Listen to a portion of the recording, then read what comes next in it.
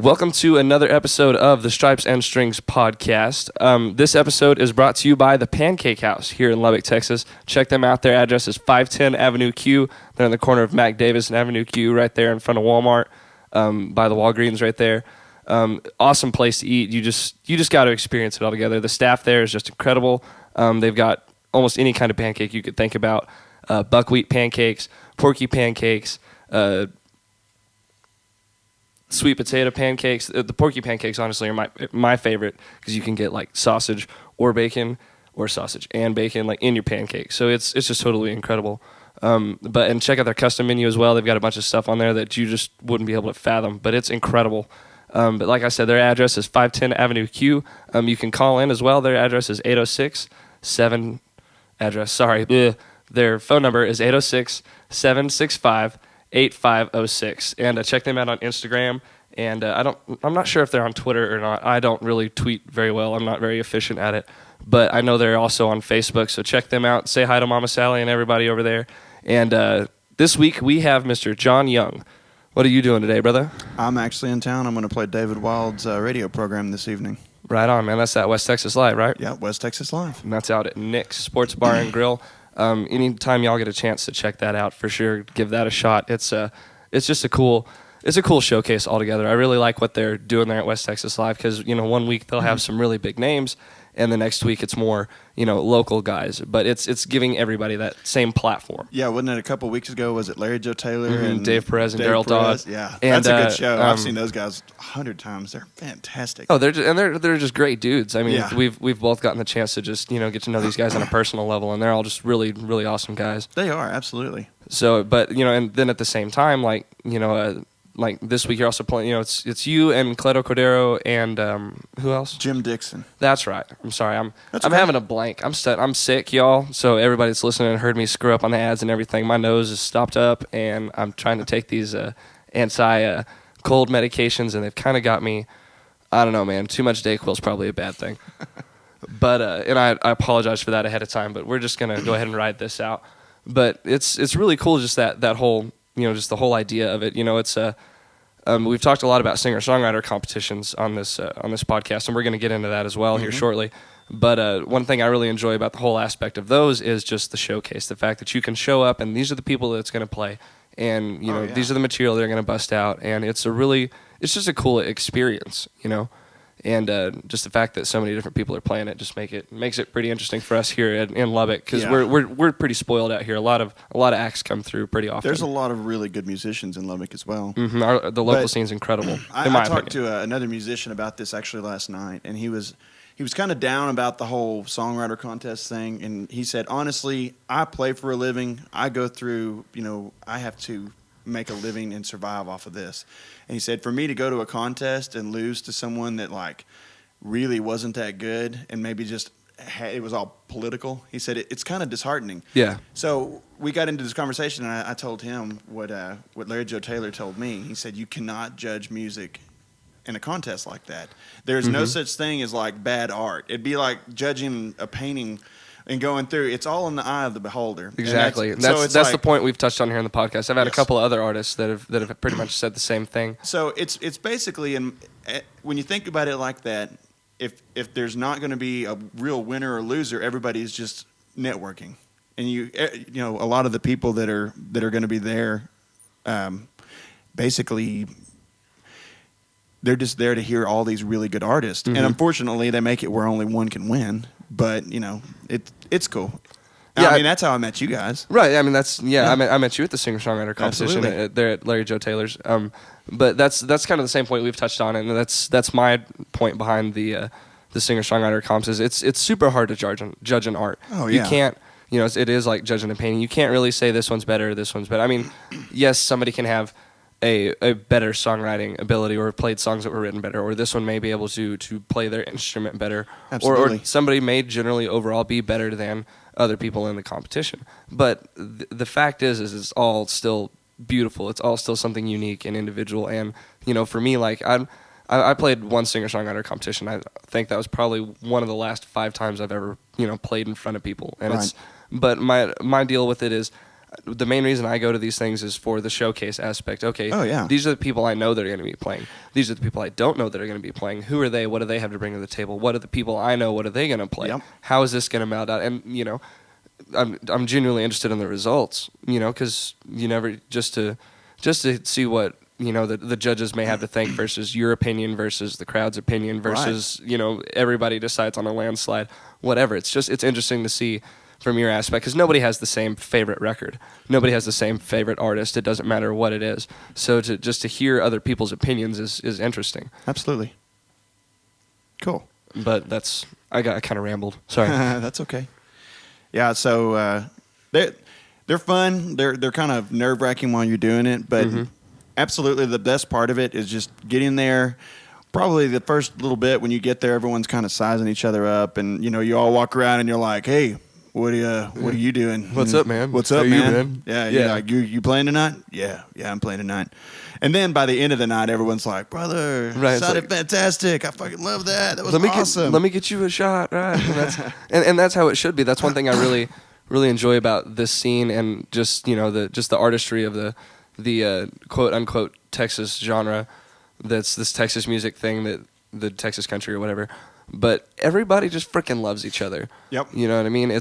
Nobody really sees another person as an opponent. It's like we're all colleagues. Exactly. You know what I mean? We're all after the same goal, and some people are managers, some people are employees, but we're all working in the same business. And okay, I said that wrong. Let me think about it.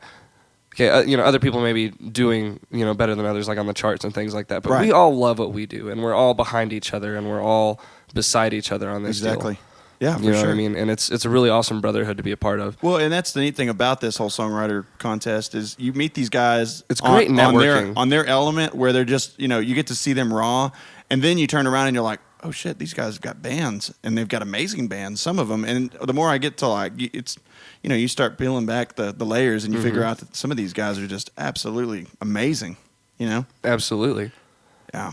Like the Ranch Factor competition. I got to know the guys with 2 Ton Folk, and and on Austin Mead's band as well. And I met Austin Mead at the same singer-songwriter competition I met you at. Yeah, I love Austin. He's a great guy too. And they both have 2 Ton Folk and Austin Mead both have incredible bands behind them. Oh yeah. You know what I mean? Just overall, and they're great people as well. So, and that's one thing I've noticed about this, this group of musicians that we all seem to know. Everybody is just solid, with their instruments and just getting it done. There's definitely not a lack of talent anywhere. Well, that's for sure. Yeah, and that's the neat part about it. You get to see all those people do what they do. Exactly, and man. it's an art. So. And it's really cool to get to experience things, from for you guys, as artists, from an artist point of view, and as well being a fan of the music. So you can, go to a show that you may open for or headline for, and you'll check out, the headlining act or the opening band, and you just appreciate them on their artistry and be like, man, these guys are killer. For sure. You know what I mean? Like when I was with Dalton, we played at Hank's. And we opened for Shiny Ribs. And oh yeah, they're really good. Oh, they're incredible, just fantastic altogether. But they checked out Dalton's show, and I was working the merch booth, and so I got to see everything from the back of the room. But it was really cool to get when the headlining band sits down and checks out the opening band. Those guys are cool. They're very eccentric. Very. Kevin Russell is the lead singer. Mm-hmm. I love that guy. He's such a really interesting person. He is. He's a very, very intriguing cat for sure. Yeah, for sure. Yeah, and it always ends up breaking into a dance line. Mm-hmm. Yeah, a conga line. I've seen. That was the only show of his that I've been to live, and there was a conga line there. He's played at Blue Light. I missed that show. That was sorry, guys. Like I said, I'm sick.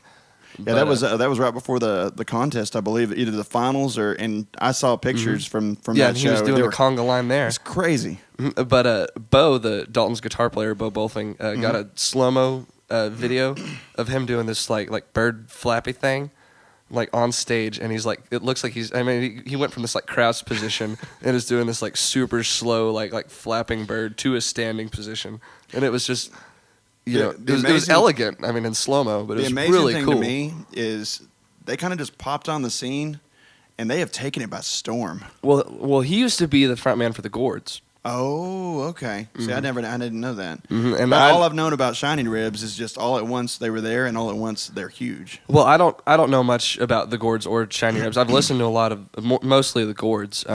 You know, growing up in New Mexico, you don't get much of crap, but somehow I got a hold of a gorge record once, and I was like, man, these guys are great, and I'd never crossed my mind about getting to see them in person or whatever. And then I heard about shiny ribs, and so I just did a quick little Google thing, and I was like, oh, he was the guy from the gourds, and then a couple weeks later, I'm doing that show with Dalton and them. It was Shiny Ribs. Yeah, it was super cool, man. Very cool.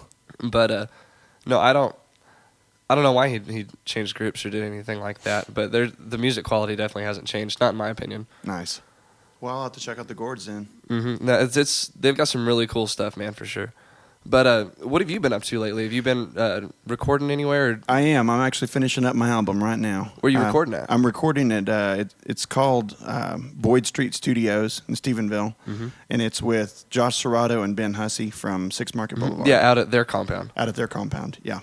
Which it's a trailer house, but the recordings we're getting are pretty amazing. Well, a lot of things it's really not about. I mean, you have to consider acoustics wherever, right. But if you've got people that know what they're doing, good engineers behind it, exactly, that's going to shine through. What we really figured out was that we were making good music as far as the production values with really not much at first. Right. In fact, the first rig that we had was Larry Joe Taylor's touring rig, and it was just his touring recording studio, and we did stuff with 2001 software that was all out of date.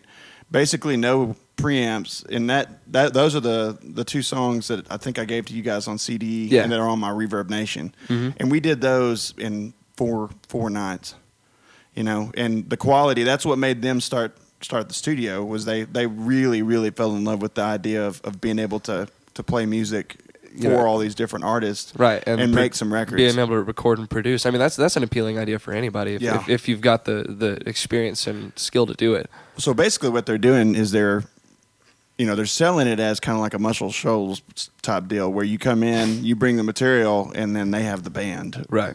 And they really do. They do an amazing job. So the three of us have been working pretty hard on it. I've got some other people. I've got a violinist named Wesley Holtzford that's going to be on it. He plays with Doug Moreland, but he's been a good friend of mine for years. And then Cody Angel. I know Cody. Yeah, Cody's an amazing steel guitar player. Amazing guitar player, amazing musician all the way around. Man. He's just fantastic. incredible. Yeah, he's incredible. He used to play with Kyle Park, and then now he's playing with Jason Boland. Yep. He just recently took over Roger Ray's spot. Then that's pretty unbelievable. Yeah, no, he's and I know people that went to South Plains with him, and they were like even then they were like, he's gonna go somewhere. Like, just watching him, and there's no denying it. That man's Josh Serrato, amazing altogether. Josh Serrato, in my opinion, is on the same level. Right. They're both amazing. Serrato though he's got like that extra spark of magic. Cody does too. Cody does stuff on the steel guitar that it's hard to explain. You look at it, and you're just like, it makes no sense to you. No, damn, it sounds good. That's amazing. Yeah. In fact, he's got one riff that he put on one of my songs, and he was really excited about it, and so he calls it the Jon Young riff. And he texted Josh the other day, and he's like, "Hey man, working with Jason Boland, we just used the Jon Young riff." So it's going to be on his record as well. Right on. Interesting. Yeah. No, it's I don't know. Josh Serrato's just an incredible musician. Yeah, man. he is. And he played with Six Market. Do you know who he played for before then? He had a band or did he? Oh yeah. He had a band called Small Town Gypsies. That they came to Stephenville like very young, and that's how I met Josh. Is they basically came to Stephenville and kind of kicked around and lived on our couch for a while. When I was living with Ben Hussey and Wesley Holtzford. And he came to town with this dude named Matt Easley, and Matt still plays too. But they were Small Town Gypsies, and got to know him then, and just watched Josh just get better and better. He's always been great though. It's fantastic. I don't know. He's I came into the scene. I realized the scene existed in about 2011, I guess, and I was like, okay, so this is Texas country. This is because moving here from New Mexico, I had no idea that this even existed, And so, and Six Market was taking off kind of then. Yeah. And I'd watched a couple of their videos online. I was like, man, their guitar player's like killer. Mm-hmm. Like, this guy's awesome. And so then I watched them play, and then my roommate now, Danny Sadra, was living with Tanner and Tyler Castle at this place here in town. They call it the Castle. And when I was going down to the singer-songwriter competition, the one I met y'all at, me and Dalton swung by there because Danny had called me. He was like, hey, man, Josh Serrato left his guitar at the house. Like, will you take it to him? So it was like, I kind of had that moment. It was like, I went from like admiring this dude on YouTube, like, this guy's awesome, to his guitar's in my backseat, like, and it's my responsibility to get it to him. Like, that's pretty cool. Yeah, a lot of little surreal moments. He's one of the most down to earth kind of dudes, though, and he's super humble. And, absolutely. And he'll pull off a riff, and you just be like, Jesus Christ, dude, where did you get that? And he's like, oh yeah, you like that? It's something I've been kind of working on. I kind of like it. I'm like, man, that's crazy. Right? It's like, if only I could play something like that after Exactly. weeks of trying. Yeah. His lead abilities are insane. He's fantastic. Some people are just geared for certain things, and I think he's found his craft for sure. I used to have real bad insomnia, and me and him would sit up at nights at the original house he showed up at when he first came to town, and we'd just play guitar till like the sun came up, and just sit around. And it was always fun because I'd be like, hey, Josh, do you know this song? And he's like, no, I don't, but it kind of goes like this, right? It's like, and he would play it lick for lick. Yeah. I'm like, man. You're like, you asshole. You asshole. Did you really have to do that? But he did. And he's great. No, absolutely. And he's a dear friend. I really like Josh. And Ben, too. Ben's amazing. No, Ben, he's, as a bass player, I admire Ben for sure. Yeah. Well, besides all that, I don't know if you know, but Ben's a songwriter. I know that, or I've heard that he's written a couple of songs, but that's it's more than a couple. Literally all I know. He's very Dylan-esque. He's very Bob Dylan-like. Okay. He's amazing. Got great lyrics. I need to do a lot more research then. Yeah. He doesn't have anything really recorded. He's got some stuff, but he's real private about that. But he plays shows. He used to play shows as a band. It was Champ and the Yokels. Okay. And it would just be an all-star band that would all come out and play shows. But he hadn't done it in a while. He needs to. Yeah, I'd definitely like to have an opportunity to see that. Yeah, you need to hear him because he's great. Fantastic. Good songwriter. Right on. Did you start playing around Stephenville? Or? I did. Yeah, I'm from Stephenville, actually. Okay. I originally started in 1996 playing rock music. Awesome. Yeah. So. What did you have your own band, or were you part of another band? No, I had my own band. What were y'all called? Originally, my band was called Burnout, and we were just kind of a bunch of stoner-type kids that played a lot of cover songs, and then we had like 3 or 4 just kind of, punky, metal-y sort of tunes. They were hybrids because none of us knew well enough, to play. That we didn't play really good riffs at the time. It was all just about enjoying playing music and just being a band. Right. Well, I mean, I'm sure that was a good experience for you, though, just being able to have that, vibe session. It was, but it was a very early taste of what not to do in a lot of ways. That's a good way to learn things, though. It is, yeah. I learned best by having to go through it. So I went through it. The whole band imploded, and we all got angry at each other, and there was all sorts of weirdness there. But it all ended up being okay. And from that, I got into my big rock band, and that band was called Glide.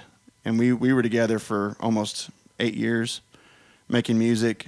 We did a lot of great things. Did y'all put out a record? Mm-hmm. We did. It was called Tomorrow. And I don't know if there's really any copies left around. And it was kind of back when we first released it, it was pre-putting stuff on the internet music-wise. Right. So it's not even like on a hidden MySpace anywhere? It actually may be. It may be. I think my drummer he archived our whole existence. So we've got like tons of pictures. He made a Facebook page for it. And if you can find the Facebook page, it has a link, I think, to some of the songs. But it was just rock and roll. Dude, I'm going to have to check that out. Yeah. So rock and roll was your first love musically? That was my first love musically. Who was your rock influence, you think? Pink Floyd has always been my rock influence. But I went through phases. I had a real heavy-duty Metallica phase. I got real into Soundgarden and White Zombie and stuff, back in the early days. But as far as writing, it was more Pink Floyd, Metallica kind of influenced. Right on. Yeah. So what made you start playing Not rock and roll music. I had a chance encounter with, and it's real crazy to think about now, but about 10 years ago, this would be 2005, they were doing the Larry Joe Taylor Music Festival. Mm-hmm. And my best friend at the time was named Craig Parks, and his girlfriend at the time, which he's married to now, was Amber. Well, they both worked at Bostock's. So Larry Joe Taylor and Richard Lee and Keith Sykes all showed up and did a secret show at Bostock's. Didn't advertise it or anything, and it was on like a Monday night that week of the festival. Mm-hmm. And so they showed up and did this little show, and my buddy Craig calls me and said, "Hey, you got to get up here. This is really cool." So I went and watched them play, and I was blown away. But it was still kind of in that mode where I'm like, acoustic music, right? So after it was all said and done, they said, "Hey, do y'all want to come hang out at the hotel?" So we went to this little cruddy hotel that they had booked, and we all sat in their hotel room, and they all played their songs like on a one-on-one basis. Mm-hmm. Keith Sykes has written like several songs for what's the parrot head guy? Jimmy Buffett. Buffett. Dude, I love Jimmy Buffett. He's written a ton. He wrote a bunch of songs for Jimmy Buffett, like pretty big ones. Okay. Like he's a badass.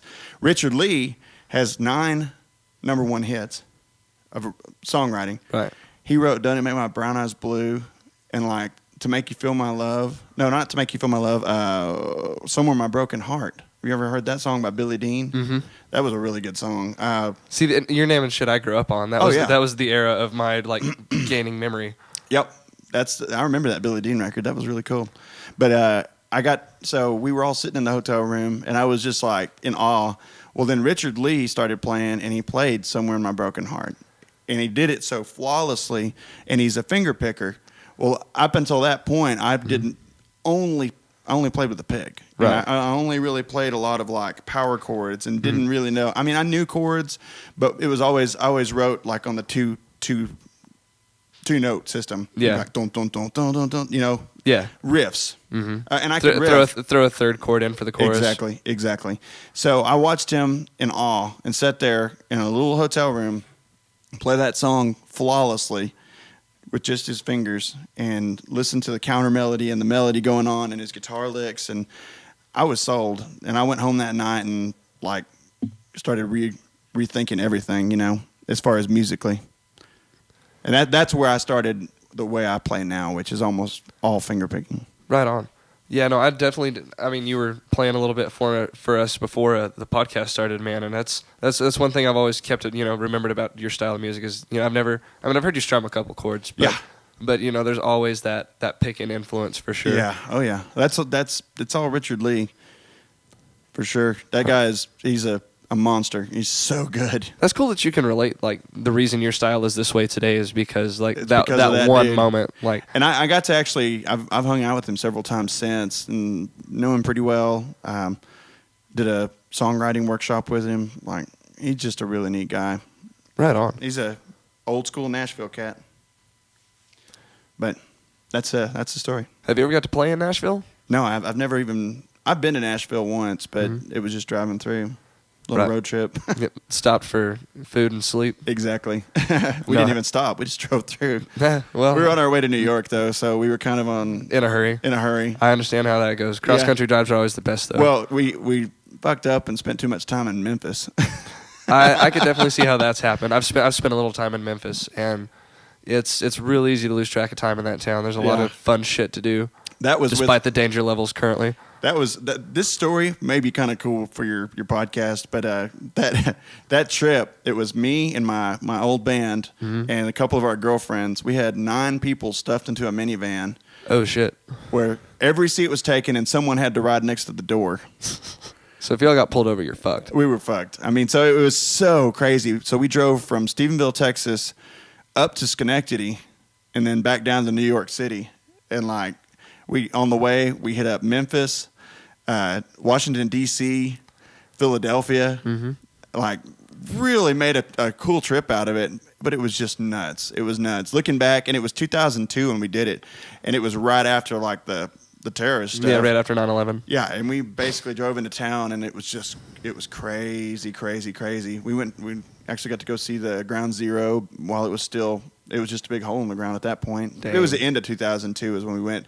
It was New Year's 2003. See, I've never been to like inner city or like inside of New York City. Like I bet that was a crazy experience. It was. It'll blow your mind. I remember it very clearly. We were standing on the outskirts of Ground Zero, which at that point was just a large hole with a steel girder in the shape of a cross hanging over it, and it was dead quiet. And we'd been in that city for a few days, and there was not anywhere that was quiet. Like everywhere, you hear traffic, you hear honking, you hear street lights, car alarms. Everything's going. I mean, it's you're walking around. It's exactly what they say it is. It's the city that never sleeps, and there's always something happening. Well, when we were there, it was just dead quiet. I mean, we all just got chills, and it started snowing, and we were just standing there. We were there at like 2 a.m.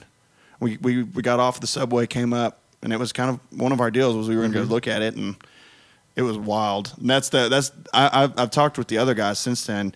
And they all have the exact same memory of it, where it's just, it was crazy. Bone chilling. Like, it was very, bone chilling. Very reverend experience. Oh yeah, yeah. I mean, it was everybody got just like we were all wearing heavy coats, and we all got chills. Just it gives me chills thinking about it now because it was so heavy. Mm-hmm. But New York City is an amazing place. Really neat. We went and got sushi at like 3 a.m. in Greenwich Village, and then went and got drunk. Let's do that. I don't want to do that. I'm down. Let's do that. I mean, what other city do you know in the world where you could have sushi at 3 a.m. and then say, fuck it, let's go get drunk? Yeah. I want to do that. I think they basically only close for like an hour every morning so that they can just clean. They're required by law or something to close like at 7 o'clock every morning and then reopen, 8 o'clock. Man, I could stand for a business to do that. Yeah. Like, man. Tell me about it. You guys are lucky. In Stephenville, they close every night at midnight. Yeah, because y'all are, it's everything over there's a private club, right? Yeah. No, we just got beer in our town, like, in my lifetime. I mean, in the past 7 years. And Dustin Myron probably didn't tell you this, but he's the reason there's beer in Stephenville. Okay, I want to hear this story. Yeah, so he actually put a petition together and went around, got signatures, made shirts, went to the city council, brought it before the city council, and fought it for like a good solid probably 2 or 3 years, and won. To get beer in Stephenville. Yes. Before that, we had to drive 30 miles to Proctor to buy beer. To buy beer or liquor. Jesus. Well, I mean, you still have to go there to get liquor. Right. We don't have liquor, but. Well, Lubbock you couldn't get liquor here for a while because there was the Lubbock Strip, and that was when I was young. I was in like I lived in Lubbock in 1st and 2nd grade, and then my family relocated back to New Mexico. Yeah. But I remember then my mom would be like, "Okay, I'm headed out for a little bit, going to the Strip." And I remember my mom would be gone for an hour and come back with booze. I've heard stories about Pinkies. Mm-hmm. Well, a lot of those businesses that were big on the strips, like Pinkies and Docks, have Lubbock has become a liquor town now. And so they were able to because they were so successful on the Strip, they could just slowly move into town, and those are the number one distributors here, are Pinkies and Docks, and those were the big names on the Strip. Nice. So it's cool to see local business capitalize. I do have to bring it up.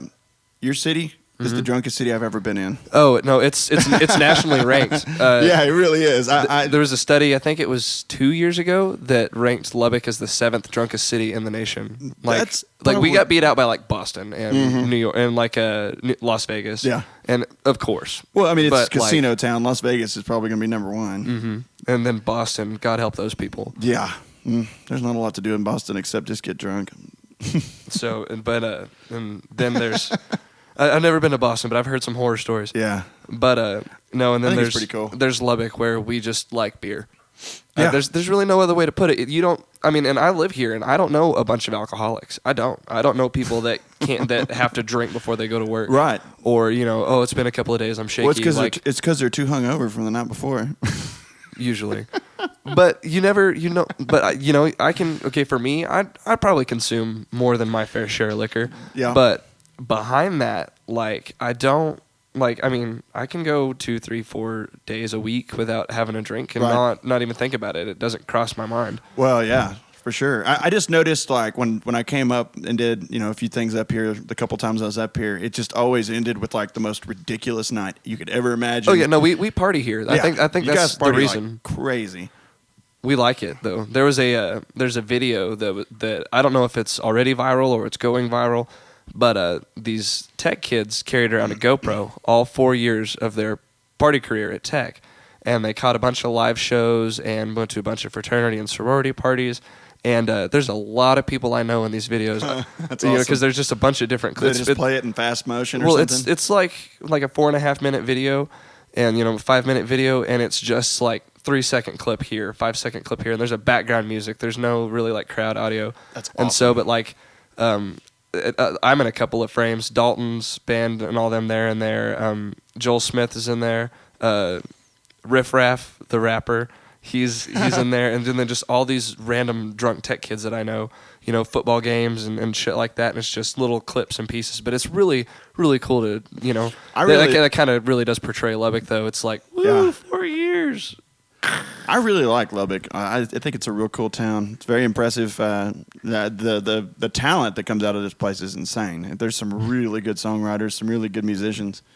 I guess it's because it's close to Levelland. You know? Yeah, because South Plains is right there, and Tech has a really good music program as well. Not as well as South Plains is what I've heard. But they do. Tech does a lot more. I don't know, traditional music. I guess I don't know, like orchestra and band and things like that versus South Plains. But they just the local scene here, like you said, just the talent's incredible. But this is really the closest big town to do anything, and it's pretty closely located. Yeah. Absolutely. So when I was going to school at South Plains, it wasn't too bad for me to drive to Levelland and back every day. Very cool. But no, just I don't know. There's a couple of little towns throughout Texas or I say little towns, but towns that have just continued to slowly build a scene, and like Amarillo's got a pretty good local scene. Stephenville has a great scene. Lubbock has a great scene. DFW, Austin, I can't speak for the other ones, but Stephenville comes in phases. We'll have about 4 or 5 years of just unbelievable scene. I mean, the band's coming out, you'll just be blown away, and then about 4 or 5 years of just not a whole lot going on. Right, but even then, the smaller guys, that's when, or not smaller, but the guys that aren't in the big bands that are coming out, that's when they see that as an opportunity to hone in on their craft to do things. So there's you work harder for money when you don't have much. You know what I mean? So it's your art's the same way. If there's not there's not all this distraction of all this other big band stuff going on. It really gives you a chance to kind of focus on what you're doing. You know what I mean? I don't know. It's just kind of what I had to say about it. But I think it's really interesting that you said it kind of goes through the dry spells, because I guess I haven't been around for one, at least from Stephenville. But here in Lubbock, it was, I don't know, I guess we're pretty consistently pumping somebody out. Oh, yeah. Well, there's just a lot more people. There's a lot more people. That was the thing about it, I mean, it's like Ben Leachman, in my opinion, he's fantastic. He's the next big thing to come out of Lubbock. Oh, in my he is. opinion. But you stand back and you're like, that guy's just going to law school. This is just kind of his hobby, Right. That's amazing. And that to have that much talent and just be, in school. Yeah, and humble with it. If you get to talk with Benton and talk about his album, guy. all he really does is pretty much thank you for complimenting him, because it's not, like a. And being super humble about it. It's not like, oh yeah, man, this is what I've done. It's like, man, thank you for saying I'm doing great. I worked hard for this. Like, and that's what's cool. He still kind of sees it from that aspect. Absolutely, I really everybody in the scene's pretty humble. Yep. That I've noticed. Yeah, I'm a real big fan. I just heard Charlie Stout on the radio on the way up here with his. It's that. Ballad of a Basic Bitch. I love that song. Bitch. That's an awesome song. But oh my god, that was the first time I'd ever heard it. That was great. Oh, and it portrays every sorority girl. Yeah, that you it could totally ever. Does. And it just nails it. Yeah, it does. It really does. We all know that girl, and she has no idea that's her. Oh, it was fantastic. Yeah, that's perfect. And Charlie's a hell of a songwriter. Dave Martinez. I like Dave Martinez a lot. There's some, and then Brandon Adams, he moved to Stephenville, so, but I know he's been doing stuff around here for a long time. He has. BA is a good friend of mine as well. He is a fantastic songwriter as well. Dang, sorry guys, this chest cold's killing me. Dang. But no, he I got to work a little bit with him while he was up here, and then when he moved to Stephenville, that's I see him when he comes up here, and that's all he can do is just talk about all the awesomeness that's going on in Stephenville right now. He actually ended up moving within like a quarter mile of my house. Oh, nice. So so we walk over there. Yeah. Next time you guys are in town, y'all need to come by. Oh, I will for sure. Yeah, come by and visit. I'm going to be there for LJT. Yeah. So come visit the house. My plan is to show up a day early because I'm going to leave on like Sunday morning, like ass crack of dawn, and then get there and hang out a little bit Monday, or hang out the rest of Sunday. Come see us. And wake up first thing Monday. We've got an extra room, so. Oh, nice. Yeah. I'm pretty used to floors, but an extra room is great. Yeah, my wife calls it the Hotel Young every once in a while, but it's a flop house for wayward musicians. Yeah, that's kind of what we do out here at the compound. Y'all's compounds kick ass. Yeah, well, cool. I totally dig it out here, but there's definitely couch space for whoever. Yeah. The Cody Bryan band was actually here last week before last. I'm trying to remember. It's one of the two, and they're a 4-piece, 5-piece band, and everybody slept comfortably, didn't have to touch each other, and nobody was on a floor. That's real cool. Oh, and when I was on the road with Dalton, there were times you're just like, God damn it, I don't want to be in a hotel. Yeah. I don't want to sleep in the Jeep. Like, this sucks. And, that's the reason I kind of do it is because it's like, if I was out touring my ass off and, or just visiting a town and hotels are expensive. Oh, they are. That's the reason we do it. If somebody let me sleep on their couch and not make me if they're like, dude, you can stay at my house for $40, I'll give you $40 versus $80 for a hotel room. Oh, absolutely. You know what I mean? But I don't charge $40. I consider it you guys just pick up your mess and leave. Like you're paying it forward. Yeah, exactly. If you're into music and you appreciate what people do musically, then the best way to show them that you appreciate it is to be like as humble. Just say, hey, you need a place to stay? Are you guys cool? Y'all need something to drink? I mean, come on over. Right. Whatever you need. Yeah, I'll make cookies and cook some tacos. Yeah. Yep. But no, I don't know. That was, like I said, that's just one of the things I really liked about the road is occasionally there'd be somebody be like, hey, you can crash at our house, and it was awesome. So, but yeah, and you'd be surprised that people that that are higher profile that be down to do. They're like Taddy Porter stayed out here one night. That's cool. Like, it is totally not what I would ever think. I never would have thought when I moved out of here that that's what would happen. You had to think something. It just got that vibe to it. Yeah, absolutely. The Adobe Hacienda. Yeah, we're definitely wanting to do a big rager out here. And my landlord's cool with it. Like every month I go pay rent, he's like, you need to hurry up and start throwing that party. He said, because once I start building on the surrounding lots, he said, we can't do. He said, you're not gonna be able to do that. He said, I'm gonna have too much material out. I can't. That's too much of a risk. I'd trust you, but I mean, apparently, I guess the people that lived here before us, because it's this place is flat top. I guess they hired a DJ and had like a rave and light show and shit off of the roof. Oh my God. Yeah, and I'm like, that would be legit.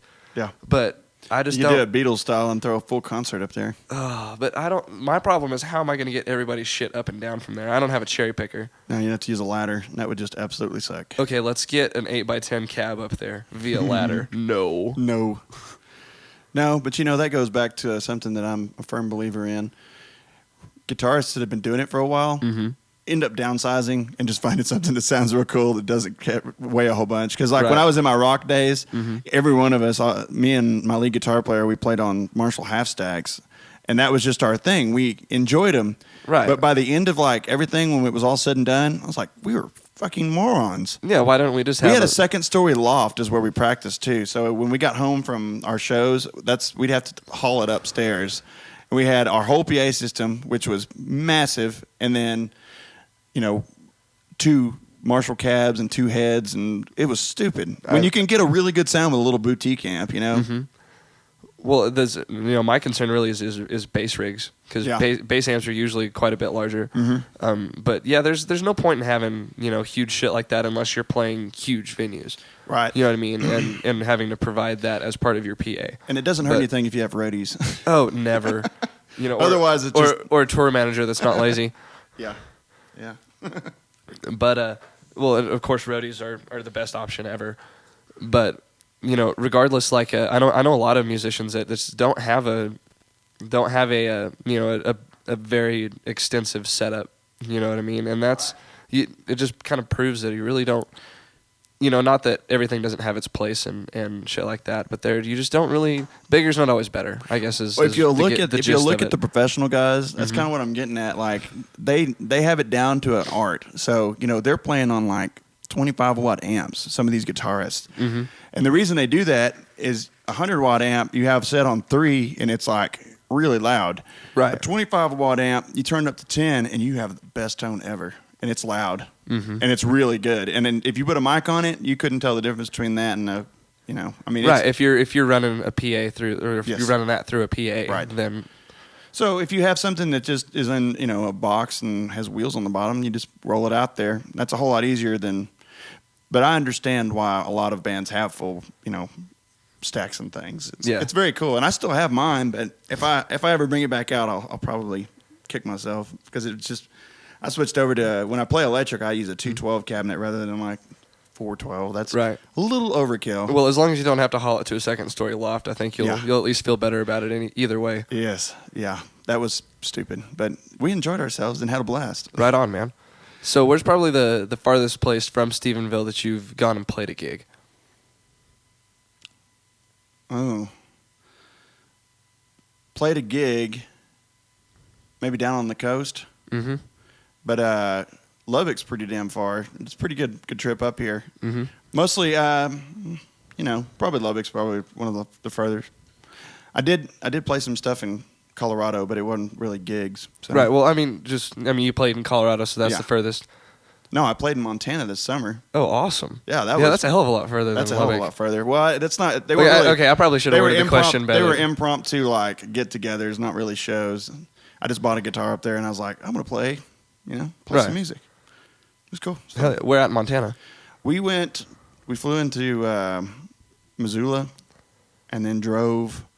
We stayed in Hot Springs, and then went up to Grand Lake or something. It was really beautiful. Man, there's a girl I'm kind of seeing. I don't know, but she's from Bozeman, and she every once in a while she'll post a picture or something on social media, just like Throwback Thursday, back home shit, and it's like, God damn, that's gorgeous stuff. Yeah, and I grew up in Ruidoso. There were trees and mountains and elk in the backyard, but God damn, Montana's got us beat in Ruidoso for sure.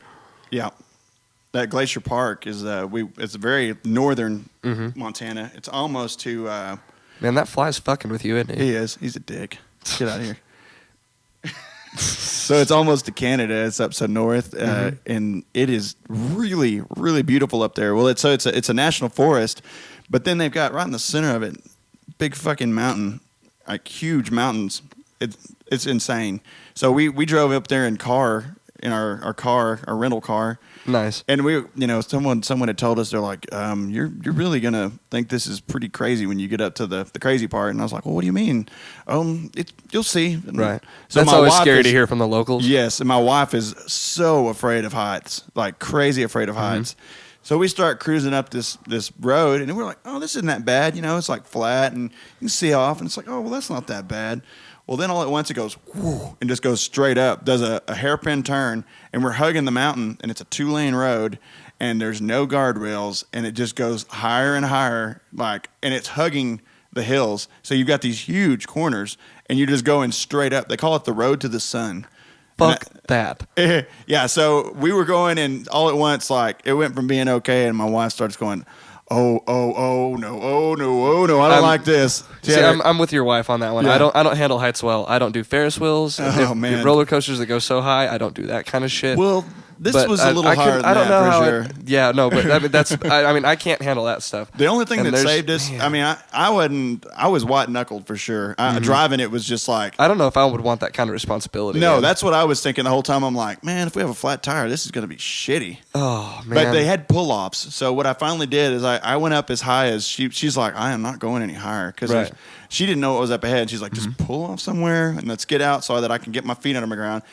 Once she got her feet on the ground. And then she was okay. Gets a little bit of sense of safety. Yeah, except you walk over to the edge and it's like 200 or 300 foot drop off. Yeah, like if you fell off, it'd be 6 seconds before you made contact. Yeah, it would take a while. Fuck that, man. Well, you'd hit the tops of the trees probably first, which would just be awful. Man, speaking of hitting trees from heights, I was listening to another podcast this week, and they were talking about people who skydive and shit. Oh, and man. people who have survived falls, like the people that chute didn't open? that aren't a bag of bones when they find them, Mm-hmm. or I mean they still are, but anyway, I guess the goal, if your chute like fails or something on you, if you can find a group of trees, and if you will go more towards the trunk of the tree where the branches are thicker, because it's a chance to slow you down. Oh, it's still that's yeah. brutal. Oh, absolutely. No, these people, they still find them as like literal like bags of broken bones, but they're still alive. Yeah. But whereas, because they were talking about they find these bodies, and the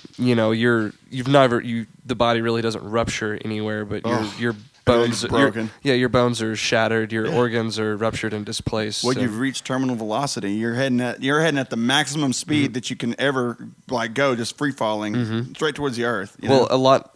a lot of things that I've heard is that a lot of people don't die from the impact. A lot of them die from heart attacks within like 400 or Freaking 500 out. feet of the ground. That's what happened to me. I smoke enough cigarettes, man. My heart just start going and it just pop on me. And I think I'd be okay with that. I'm not Yeah. sure I want to. No, you don't want to hit the ground. I don't want my last memory to be my face touching grass.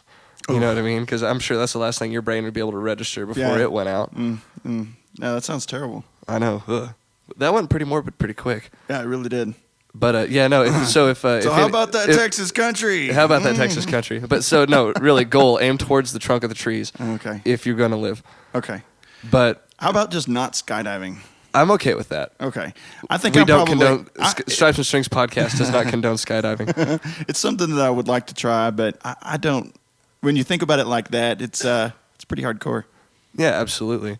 But you know, how many people does that happen to? It's not like it happens every day. I don't know. I should read that statistic. But so if you do you have a full-time band that you've kind of got lined up right now? No, You no. don't? Basically, I put bands together for every show Right on. when I do full band shows. Do you have a little name that you have for them, like Jon Young and the blank? No. I'm waiting until I get a full time band before I name them.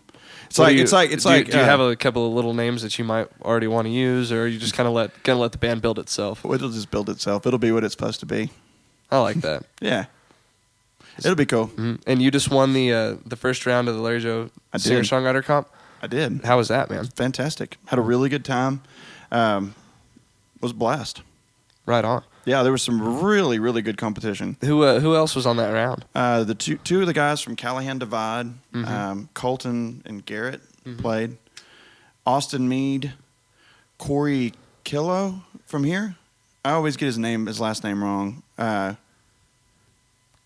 Anyway, he's fantastic. Okay. I Cody feel like and- I should know who he is. I think you probably would if you saw him. That's usually how it is. I'm a finals. face person, so He was at the finals for the Blue Light competition. okay. Then I know I've seen him. Oh yeah, yeah.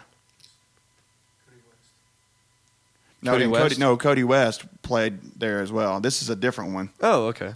Well, I'm gonna have to find this other guy. Yeah, I'll show you a picture. Okay, I'll probably recognize him. I'm sorry if I fucked up your name, brother. I don't remember it. If you're listening, No, it happens. it's not that I don't remember it. It's just that I fuck it up every time. But you know, memory's kind of a funny thing with me. So. Well, memory's just an odd thing altogether. It is. You know, supposedly you don't actually remember things. You remember the memory of things. Like when you take a little mental note of something, like those are the things you actually go back to remember versus like the actual event. Interesting. Yeah, I don't know. I don't know if that stands up anywhere. I just heard that once. It's kind of interesting. And the final one at that contest was Cody West. That's who he mentioned. That's Okay. Cody West was amazing. I like that guy. Right on. Who came in second that round? Or are they doing a second Callahan. this year? Okay. Callahan Divide. They came in second. And Those guys are good. They are good. Yeah, I really do like them a lot.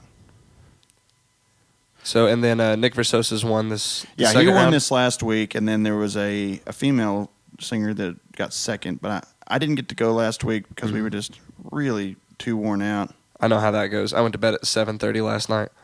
I just this head and chest cold that I've got going on, it really kicked me in the butt. Oh yeah. I'd hit a friend of mine up and was like, "Hey, I'm really feeling a beer and some tacos," and so I'd hit a couple other people up, and everybody was just kind of busy. And I was like, "Screw it, I'm just gonna go have these tacos. If anybody wants to join me, join me." And so I'm sitting out there, and I'd finished my beer and my plate, and I'm about to order my second beer, and I just kind of get still and quiet for a second, like get comfortable, like right after meal. Yeah. And it just kicked me in the butt, man. I got to put on my stretchy pants. Pretty much. Well, this sickness just shows up out of nowhere and just grabs me and is like, you now feel like shit. And it was like, no. So that's the worst too, because you almost always feel it kind of coming on, and you're like, oh yeah, and you're like, no, I'm gonna be all right. I'm just gonna wait this out like 10 minutes. Yeah. And then it's just like, nope. Yeah, I literally just got over mine, and it was almost a month and a half long. Don't put that evil on me, Ricky Bobby. I'm 4 days in, and I'm already doing this shit. Well, something about it has just been evil. But we called it the croup growing up. Yeah. But I don't know what the hell it really is. Yeah, It's bad shit. Mine started last year, around the time I came up here that first time and hung out with you. I ended up getting bronchitis.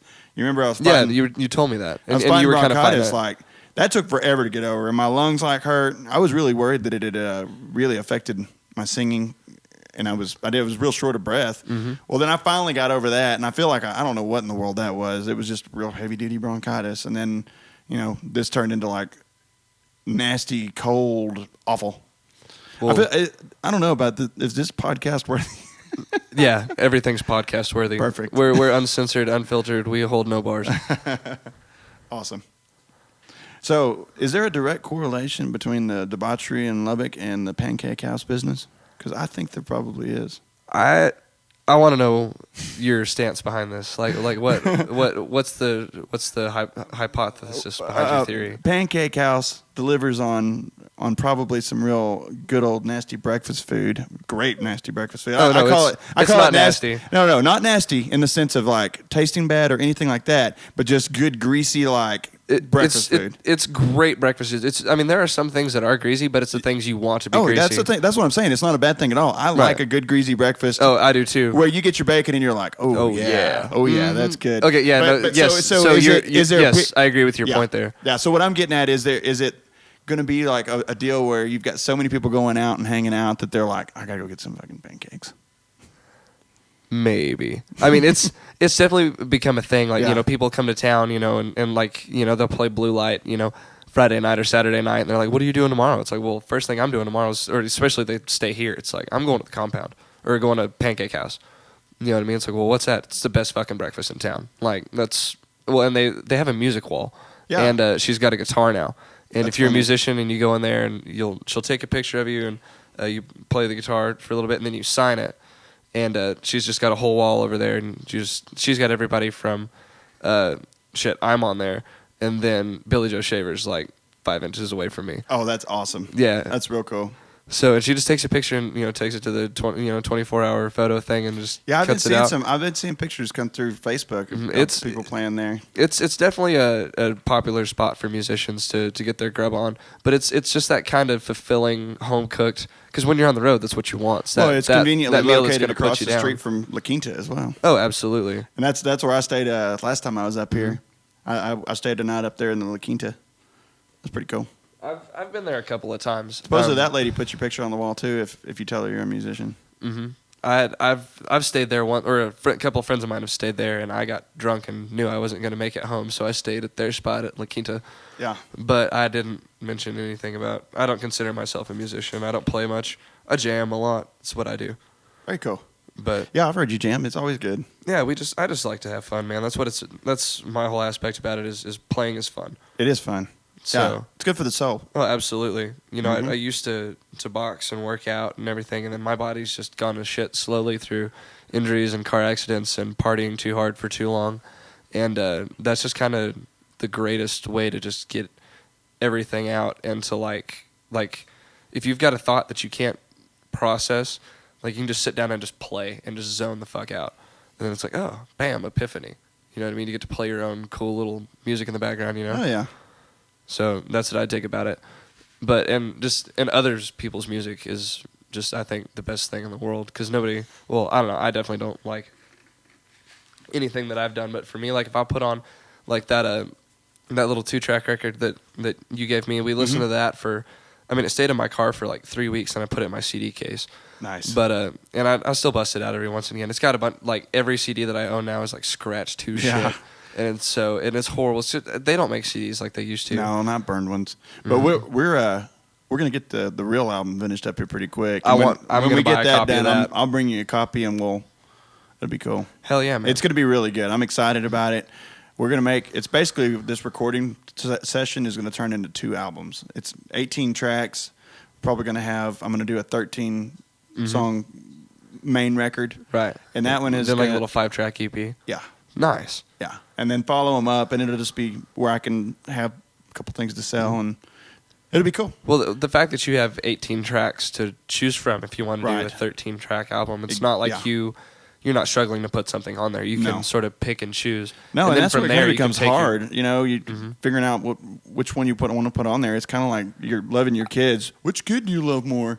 Well, they're also kind of special, I don't see how people can pick singles. That has to be one of the hardest. I mean, for some people, they've been like, yeah, man, this is the single, this is the song. Yeah. And from that aspect, it's like, well, that's a great jam. Sometimes when you're out one and you get done, you're like, that's going to be a really good song, and you get kind of excited about it. But just to have like a list of material and then been like, this is the one I want to be, the radio single. Like that has to be a stressful task, man. Yep. Yeah, for sure. That when it comes time for that, I'm probably just gonna reach out for a couple people's opinions and then, see where I stand on it. Right on, man. So, what are some dates here in the next month or two that people can catch you at? It's all gonna be Stephenville dates. That's fine. So mostly Stephenville. I'm opening for No Dry County April 3rd, I believe, at Boss Talks. Nice. April 3rd is going to be actually an acoustic show with me and Buck and a guy named Giovanni Yanez. Mm-hmm. And then April 10th will be No Dry County. Okay. And then, let's see. I've got all sorts of stuff, but best way to find where I'm playing is to just go to my Facebook, look up the Jon Young music page. Okay. That's the easiest way. Are you just on Facebook as a band, or are you on Instagram and Twitter? I'm on Instagram and Twitter as well. Very nice. What's your tags or whatever? You're not going to believe this. I joined both of those 2 weeks ago. So I don't have a clue. My Twitter's like 3 weeks old. Yeah. So I'm with, and I haven't posted. I've posted one thing and won a T-shirt. Yeah. And that's been the extent of my Twitter experience. I fought it. I didn't want to get into something new. I didn't want to get out of MySpace. Agreed. And then I got into Facebook, and I'm like, oh, well, I see why everybody does this. This is right. Well, I have a Twitter now, and I'm like, I still like Facebook. Yeah. Twitter, I don't. It's all kind of gibberish to me when I start seeing hashtags and it's not even a full sentence. It's just like, at Mr. Sorry Pants 33, you left your shoes in the car. And it's like, what is this? Hashtag dumbass. Hashtag something, dumbass. something. Yeah, exactly. And then you don't see pictures. It's a link. Yeah, you're like, what is this? I don't understand what this is. I think it's beyond our. Now, Instagram I've really enjoyed. Yeah, Instagram's cool. That's pretty cool. It's more about pictures and. Of course, I don't need to explain Instagram to people on the internet, but it's cool. No, agreed. Yeah, no, I like it. I post on Instagram, and I understand some of the hashtags. I don't go insane with my hashtags or anything. Yeah. But okay, I'd put something on Instagram today. I felt like shit when I left the house this morning. I started an apprenticeship a couple of days ago. That's and awesome. So, it's a really awesome opportunity. I can't really talk about it too much on the podcast, so I'm not really going to. But so I started doing this, and I was having a great time. But I was on my way over there, and I was like, I feel like shit. Like, there's a little drive-through coffee shop, and they make this smoothie thing that I'm absolutely in love with. And so I was like, man, it's got a bunch of fresh fruit in it, and I was like, and some Monster energy drink. I'm like, it'll give me a pep, and I have some, some actual, food to build on. Maybe it'll make me feel better. And so I go through there, and I get one of those, and I just took a picture of it, and I was like, man, this thing better make me feel better. And hashtag the name of the business, hashtag what the drink's called. And I think that's really all I did. But, and it worked. Yeah. Like, I felt, but I mean, I still feel like shit, or not like shit. I'm just still congested like a motherfucker. Yeah. And the DayQuil's wearing off. So I'm more conscious now. Yeah. But, I got some DayQuil after I got off work. But, no, it was definitely a good move to get that smoothie. But that's really the extent of my Instagram. And my dog. I love my dog. So I put pictures of my dog on there. Yeah, he's legit when he's not trying to, chase under wires and cords and be that guy. But he's a good little dude. Things. Doing dog things. Woody things. You're going to like our dog. We've got a cool dog at our house. What kind of dog you got? He's he actually found us. He showed Best up. Kind. Yeah, he showed up at my parents' house in their dog pen, of all places, just randomly one day. My dad's like, where did this dog come from? So we named him Otis because he can let himself in and out of the pen. Uh-huh. So it's like Otis from Andy Griffith. Yeah. He just put himself in the pen, And anyway, Otis, best we can figure, is half Corgi and half Labrador Retriever. Oh, nice. So he's a low rider. And sheds everywhere. Yes, he does. With a very long body, but a big old black Labrador head. And he's beautiful. He's the coolest dog. And he came perfectly trained. But we love that dog. He's great. Awesome, man. Yeah, Otis he's a fixture of the Young household. Mm-hmm. Dogs become children. They definitely have their place in the home. Yeah. You know, everybody remembers that dog you grew up with, and Yep. or like my mom has always had a dog, and so like you just remember this. And my grandparents have always had a dog, and you remember, it's not like my Mimi and my Papa. It's my Mimi and my Papa, and then they had Ginger. Like that was the shape of the grandparent like mentality. Well, there's a reason they say man's best friend. Agreed. They stick by our sides through a lot of complete crap, and they're cool. They're the only living beings in your life that will truly have zero judgment, no matter where they're at, that are with you through that experience, extended amount of time. Yep. You judge your siblings slowly, not like judge them, but like if they screw up, it's like, man, you could do better. Oh yeah, totally. Your dog's not going to do that. Yeah, and cats, they judge you all the time. They're judgmental little pricks, man. Little Fuck bastards. Cats. Fuck cats, man. You can tell they're always just looking at you like. They're plotting. Them motherfuckers will always be plotting. But cats are real cool as far as like it's interesting to me like how much personality they can have and how like psycho they could be or how cool they can be. To me, they seem like they're always tripping on something. Yeah, it's just life on their own terms. A dog just kind of does their thing and they're like, oh, I love you. Yeah. Whereas a cat's like, hey, I took a shit in your bed, but what are you gonna do feed me now? Right? Now feed me, and then they go outside and like chase a butterfly. Like I'm telling you, like they're constantly on drugs. Yes. They have to be. But anyway, this has been an awesome episode getting to do this with you, man. Thanks. You've got this gig at West Texas Live, so we're gonna get you out of here in ample time to relax for a little bit and then head out there. For y'all listeners out there, check Jon Young out at Facebook, the Jon Young Music, right? Yes. JON. Yeah, here. Yeah, let me see that. Bam. Jon Young. Do you want me to give your booking number and everything? No, don't give Okay, cool. I don't want to do that then. Cool.